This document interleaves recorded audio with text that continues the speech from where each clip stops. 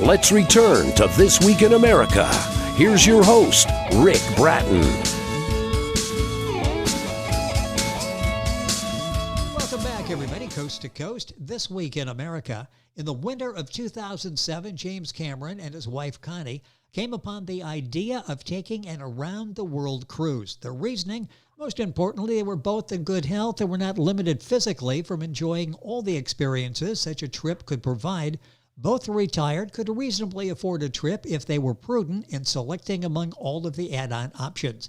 They had multiple Caribbean cruises over the years. They were ship-ready, and they had a great curiosity about the numerous variances in world cultures and as well as topographies. Around the World in 113 Days, a slice of history from the past by James Cameron is their story. And he's our guest on This Week in America. James, welcome to the program. It's great to have you with us. Well, thank you. Enjoy it. What an exciting adventure that you were on, and you take us there with you. And I'm looking forward to talking about the book on the program today. Book available, by the way, at stratton-press.com, their book section, available wherever books are sold. Let's start with the basics here. Why did you decide to make this trip and then go about finding the line that you were going to travel on? Because you're going to be spending a lot of time with them. Why did you decide to do the trip in the first place? Well, we had a friend who was a world traveler by ship. Is a friend of my mother's. I'm sorry, my wife. Her name was Betty, and they were buddies. And she informed us of a semester at sea program sponsored by Holland America aboard the flagship, the Amsterdam. And the Amsterdam she'd been on numerous times. She'd been around the world quite a few times, and it sounded like fun to us and an adventure, so we signed up. I mean, it does sound like fun, and to be able to do something like that and selecting the line, because that really fit in with what you were attempting to do. Talk about the length of the trip, the number of days, the miles that you traveled, because that's a staggering amount of miles that you logged on the trip. It was. We were on board for 113 days. And over that period of time, the ship covered 35,936 nautical miles. I mean, that's just so amazing. As you're doing that, do you have a sense of time? I mean, you would think almost after into the 30s and the 40s, it would just sort of be one long extended trip. Were you aware of time as you were doing this? Well, yes, but it wasn't the kind of thing where you're keeping an eye on your watch. Really, it had to do with where the sun was and where it wasn't. So when it came nighttime and the sun went down, it wasn't a matter of, is it time to go to sleep, looking at your watch. Yes. The sun was dictating that. And the same thing with meals. We knew when the meals were being served, and it wasn't necessarily 8 in the morning or 12 noon or anything. So you are paying attention to time, but it's not the same as watching a watch, so to speak. Well, that's interesting. What was it like without the watch and having your life dictated by the watch? It had to be refreshing, wasn't it? A little bit of freedom where you don't have to keep looking at your wrist all the time? Yeah. Yes, it pretty much was. The only time frames we were paying attention to is when a boat was due to dock, and it would be on a time frame that whatever we were in at the time. So you're keeping an eye on what time frame you're living by and when the ship's going to dock, and also when is it going to take away. You wanted to be on that ship when it left the dock. Yes. And we made a lot of stops. So, yeah, we were keeping time, but not the kind that you normally think of as looking at your watch and saying, gosh, it's time for lunch. Wasn't that kind of thing at all. Yes. When you go around the world, I'm thinking with the watch, all you'd be doing is adjusting the time just as you get acclimated to the time you're in a different time zone. So I guess you just sort of follow the sun and figure it out that way. James Cameron is our guest on the program. If you're Googling it, Cameron is Cameron. Book is Around the World in 113 Days, a slice of history from the past. You'll find it at stratton-press.com in the book section. Find it wherever books are sold. And our website, thisweekinamerica.us, will have a direct link on that. So much to talk about what you experienced during those 113 days. What were some of the most enjoyable aspects of the cruise for you and your wife? Probably the most enjoyable and memorable aspects were getting to know our fellow passengers.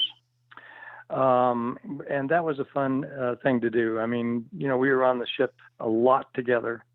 And there on that ship, there are various places where the passengers can get together and get to know each other, play cards, play different games. So that was part of the fun, is getting to know who was on the ship with us. And then also it's the populations you meet on shore excursions. Every time the ship would port, we would get off the ship and there would be a shore excursion. And these were all set up in advance. And the shore excursions you actually had to sign up for when you were on the ship and before you were at dock. So if you wanted to go to this one, sign up for that. If there was another one you wanted to go to at the same time, sign up for that one. So it was the passenger's choice as to what they signed up for.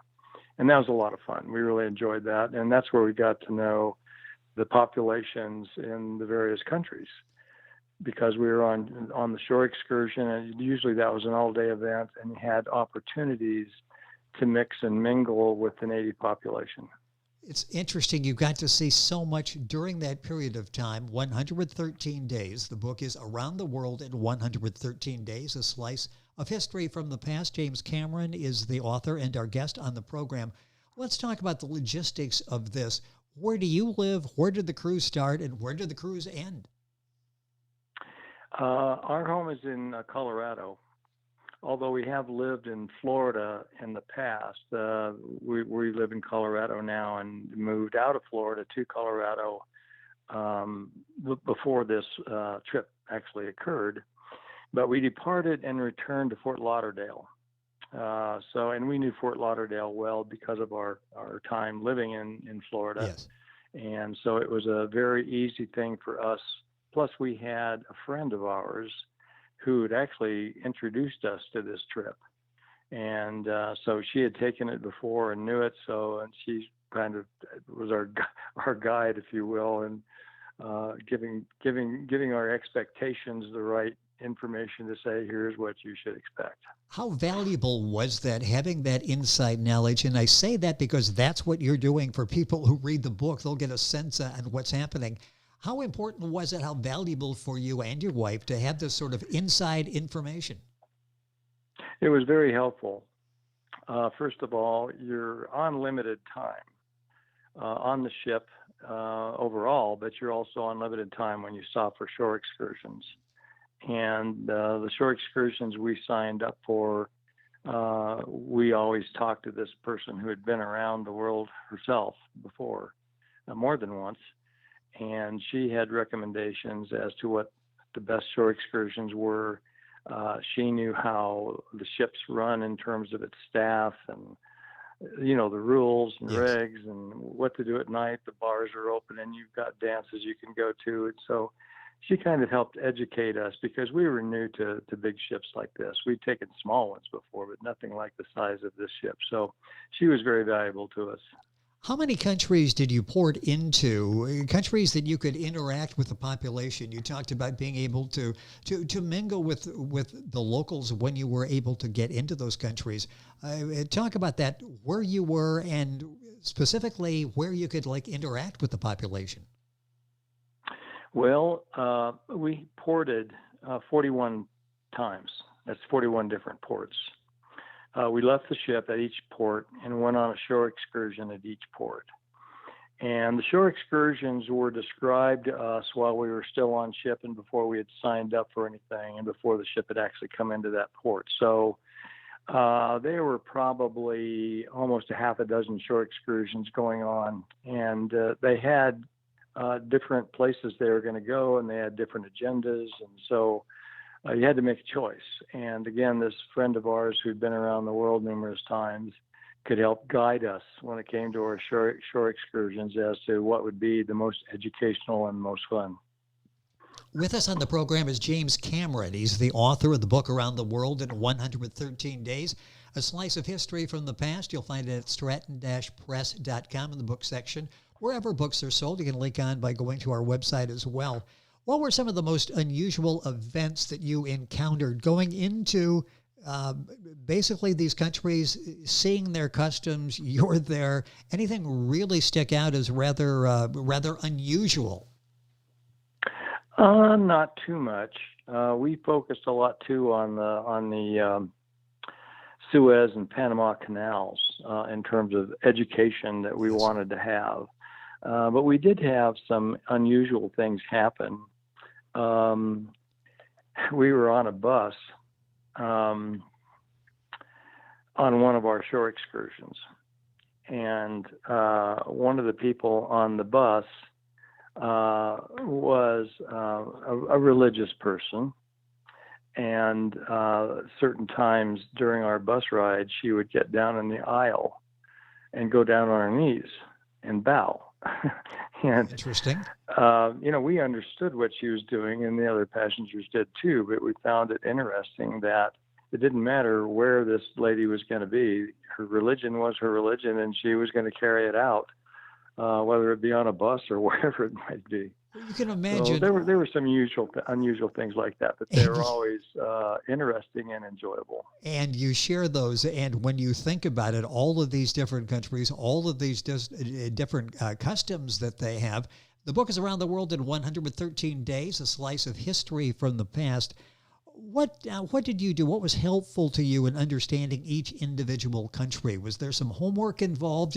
Again, you had the inside knowledge of the friend that had done this before. What did you do? Prepare to get knowledge of these countries before you visited them?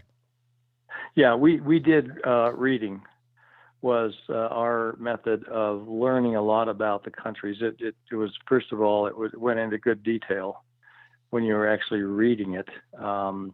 And we took notes off of what we read, and kind of my wife and I kind of texted each other with it, and made sure our memories were working okay. And so we had kind of a fairly decent understanding of what it was going to be like. And then, of course, when it actually happens, it's always more fun and more interesting than you think about it in advance. Yes. It's when it's actually happening. And so that's kind of how we did it. We kind of knew where we wanted to go. And again, our friend who had been around the world, times before, kind of keyed us in as to what to avoid. Now, you don't want to go there. It's pretty boring. But over here is really interesting. So we followed her directions quite a bit. And then there was the stuff we read, which was also very valuable. Spending 113 days as you did, I'm sure you needed some entertainment, needed to really relax from time to time. Not that it wasn't relaxing, but you're trying to figure out what excursions you're going to go on, visiting countries, that type of thing. What did you do for entertainment? Well, there were all sorts of things that went on in the ship, most of them at night. And there was dancing. They had bands.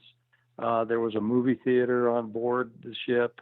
There were card games, people, the various card games that, adults play, they were going on all over the place too. So, and then there's also a swimming pool on the boat. So there were lots of things to engage in and enjoy and, use your time.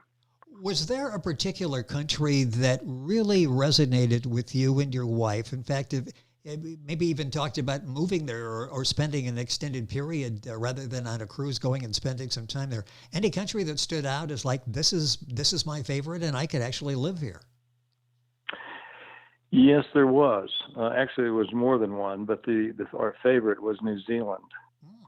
And there were a couple of reasons for that. One is it has a very, very clean atmosphere. It has a plethora of beautiful scenery. And the government of New Zealand is very rational. So the things that you encounter that are related to government actions or government rules, they always seem to make sense. Interesting. So it wasn't a matter of guessing or wondering what's that all about. It was always pretty obvious. Sort of a novel idea in governance to have something that actually makes some sense to the citizenry. It's sort of unfair to ask you that. You picked out New Zealand. Any second choice there? And if somebody said, I got 113 days to spare here, if your wife said that to you again, let's go on another cruise. What was the second choice? Maybe a place that was livable to you. And would you do all this all over again? Well, the second choice was Australia, Ooh, yes. which is, Australia and New Zealand are not all that far apart. And it had many of the same qualities as New Zealand. They're both very well governed by the people that govern it. They both have a wonderful set of beautiful scenery. Obviously, Australia's size is much, much larger, so you've got much more choice in terms of what part of the country you want to examine, because all of them have kind of their unique features. But we stayed in New Zealand for the most part, but we did spend a little time in Australia doing some exploring. It's been 12 years. Thinking about doing it again, is that a possibility? Probably not. We are in our mid-70s now. And fortunately, we are in pretty good health, but we don't have quite the stamina that we had. Yes. I can relate. Back in Yes. those days. Yeah. So it's really more of a stamina thing than a health issue. And so I think we're probably a little past the age where we would do it again. It is a delightful book. And I know something you say is it's fine to read about this. You encourage people to get out and to do it. If you've got the wherewithal, the health to do it, you would advise anybody to go out and take a trip like this. Oh, absolutely. Absolutely. If you've got the health and you have the time, that is, you don't have a job. We were retired, so we didn't have a job to work around, either of us. And I would just strongly recommend that people do this. New Zealand and Australia are two wonderful choices, but there's others. The lady that we were taking our advice from, she'd spend a lot of times going on cruises directly to Africa, different parts of Africa, Yes. as well as the Mediterranean. Now, we stopped at some areas, but some of the trips she took, she was in the Mediterranean for about a month. Like we were there for a couple of days. Oh, so yes. there's lots of different options you have when you decide that yes, this is something you wanted to do. And in terms of affordability, I mentioned that in the beginning. One thing that you said you would be, if you were prudent in selecting among all the add-on options, that you would be okay. I would imagine it's pretty easy to get carried away with the add-on options. Suddenly these are things you want to do and you total them up. You got about as much spent in the options as the overall cost of the trip. Yeah, well, we didn't do anything particularly unusual in picking our spot on the ship. For example, there's different areas of the ship that you can do upgrades. Yes. I guess I'll call them. And we just took kind of the middle ground. We didn't need to think that we're going to do anything special on the ship, other than just enjoy the scenery as it goes by and the people that we meet and things like that. But you have options to pick on the ship. And another option is, do you pick something that's near sea level, or do you pick something at the top of the ship, or something at the back of the ship versus something in the front of the ship? So there are options you have to make. Interesting, because as you're doing that, you're trying to figure out, where will I not get seasick? Did you have any problem with motion sickness during this? No, we did not. And we'd had experience before on being on a ship that had, waves and could make you sick, but it's not part of anything that we ever experienced. My first cruise, I was perfect when I was on the ship, and as soon as I got off, I spent the next week rocking back and forth on land. It was like a strange sensation. I did fine on the water. It was back on the land where I had a problem. This book is such a great read. It's Around the World in 113 Days, A Slice of History from the Past by James Cameron. A picture of you and your wife on the front with a very large animal. Talk about the picture on the book cover. Oh, let me take a picture. Let me grab my book itself so I can. There is a huge elephant. elephant. The elephant. A huge elephant. Yeah, this was in Egypt, and we were on a shore excursion and walking through a fairly hefty piece of ground. It was fairly long. I think it was about a 2-hour walk through, and you were pretty much on your own. In this case, you could just kind of, but you were kind of told to stay in the grounds of where this elephant is. But there's a lot of ground there and a lot of things to see. And so when we came up on this elephant, we looked at that thing and go, gosh, it looks real.